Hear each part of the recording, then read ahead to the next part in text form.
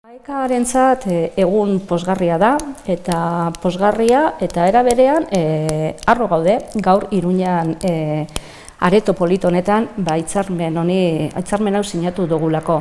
Guretzat hiru arlo azpimarratzea gurako geunkeen gaurko egunean, batetik osasunak hartu dituen konpromisoak bat egiten dute AEKak berak dituen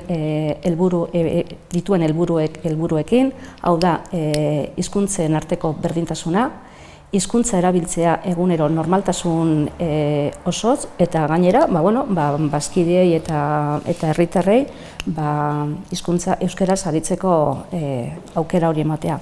Bestetik, osasunarekin sinatu dugun hitzarmen honetan AEKaren zerbitzu guztiak integratuta daude, batetik euskara klaseak, bestetik hizkuntza aholkularitza haize gure kideen bitartez, eta hirugarren hizkuntza itzulpen zerbitzua. Beste mugarri bat eron gaurko egunean, guk beti izan dugu gizarteari emaitza onak, gizarteari eskaini behar ditugula praktika onak.